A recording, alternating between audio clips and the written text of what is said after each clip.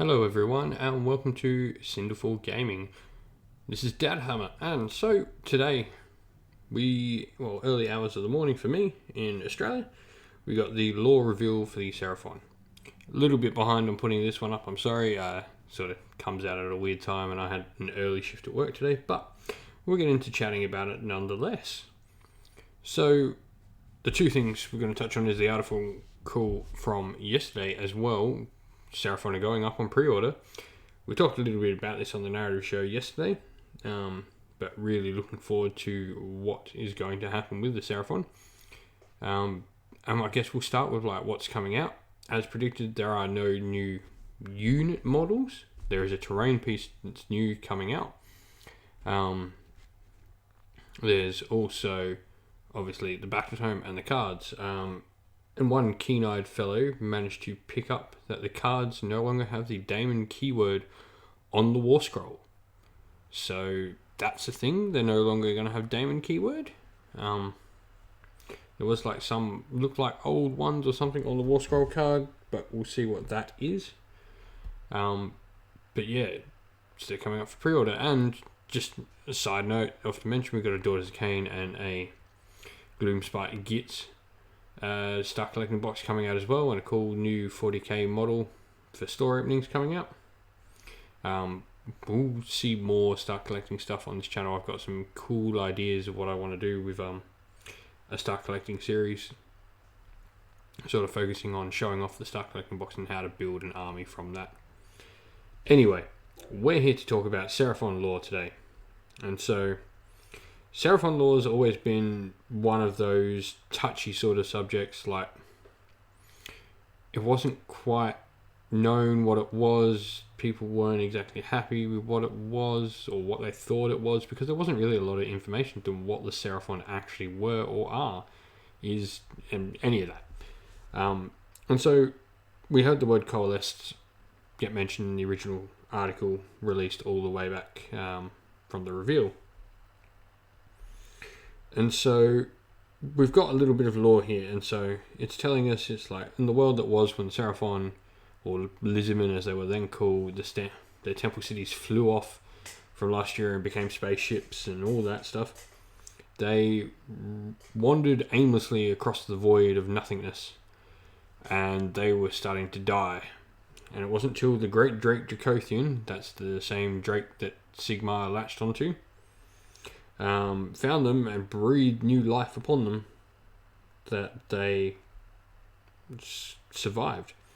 And they now sit atop Azir, sort of in the actual heavens of Azir, and live there. There's a really cool piece of artwork on the article of Dracothian. It's quite cool. And so inside these giant starships these Seraphon have started waking up and becoming alive again. And it's not that their memories remembered, they've sort of played on that idea, but they sort of shoot down from the heavens and they're sort of teleported by the Slan. So playing on the old lore and slightly changing it into this new way. And then we get to the point of what Coalesced actually is. And they are Seraphon that have set up residence on the mortal planes of the realms. And so they started building temple cities again and live in dense jungles again. And that's what the whole terrain piece is all about. It's got a realm shaper engine, and it creates forest around it to more like the climate that they like. So making lustria around these things. Quick mental blank, forgot where I was going. Yeah, that's correct. So the terrain piece itself is apparently invertible, or both sides of it have detail, and you can build it in either way. It's quite an interesting look at modelling, and I'll be really interested to actually get the kit and have a look at it, because apparently you can build it both ways. You can either build it nice and clean or overgrown. Apparently that sort of flips on both sides. It's really quite interesting to think about.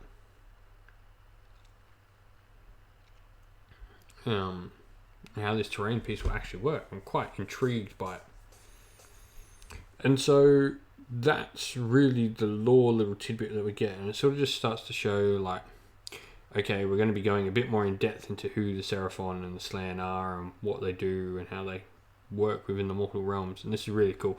Like, it's what more than models is what everyone wanted, was give us some concrete lore to really delve into, and I can't wait to see like the full book, and we'll do a big review of the lore and like how the rules work with the lore in the narrative show. But yeah, I'm really excited to see how that goes. And so it then goes a little bit like talking about the Seraphon and Order. They're obviously still Order. They look to destroy the chaos, look to utterly destroy chaos, and defend their own gates. Which apparently were potentially works of the old ones. And so we got mention of the old ones again. So this is really cool. The old ones are a thing. I really hope there's like more things like Quetzalcoatl and Sotek and all the old ones coming back, or like at least thought to be back. It's like the old ones are cool. I've never played Lisman myself. However, I did have one of my cousins actually growing up. I mentioned in the last video, he played Lisman throughout our Warhammer Fantasy days as young kids, and so I know Lisman quite well and the lore quite well. And like, I used to play Skaven, so like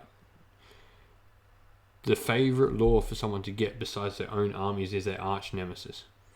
You need that arch nemesis, that piece to go against you that makes your lore that much better. And I can't wait to see what Seraphon are going to do, because it'd be interesting to see how they pin off against Skaven, because they utterly hate each other. Skaven and Lisman is just such a time-worn rivalry, and I can't wait to see where that goes with the new book. Let's talk a little bit about the Fangs of Sotek and like ritual murders in the name of a serpent god as well, which is cool. That's all like what Sotek was all about. He was that red-crested skinks that you remember from the Lustria campaign and all that stuff. And Tehenuin, the prophet of Sotek. And then the last little thing we get a mention of is, and how you can build an army of Stegodons, and nothing but Stegodons. This is the army that every Lisman player wants. We want that monster mash list. Like, if any armies was gonna get it, I'm glad Seraphon are getting it. It's gonna be awesome. And I can't wait to see how that list is put together. So hopefully I'll be keeping quite up to date with all these little reviews and reveals and stuff that come out. And yeah, let me know what you all think about Seraphon, the bits of lore we've already been shown, the idea of Stegodons as battle line and a whole army of Stegodons, and leave comments below on what you think you'd like to see happen. I'm really, really excited for Seraphon. They're, as I said, not an army of mine, but a major nemesis of one of my favourite armies in the game. And I can't wait to see what they can bring to the table with this lore and narrative for them. Plus, in game-wise, I'll be really excited to see. Seraphon were never a bad army on the table. They were a particularly good army in certain builds, but they were never like, S tier and all that stuff people talk about. But I'm quite intrigued to see where this goes for Seraphon. Anyway, gonna wrap it up. Let me know what you all think down below, what you'd like to see, what you're hoping for with the Seraphon release. And yeah, I hope you all have a great day. So don't forget to like the video, subscribe to the channel. What's that? The other thing, click the bell. Apparently that's the thing. That's the one I've been missing saying. And lastly, a thank you to our Patreons who are helping the channel grow and can get it to a point where I want it to be. Thank you all, and I'll see you all again real soon. Ciao for now.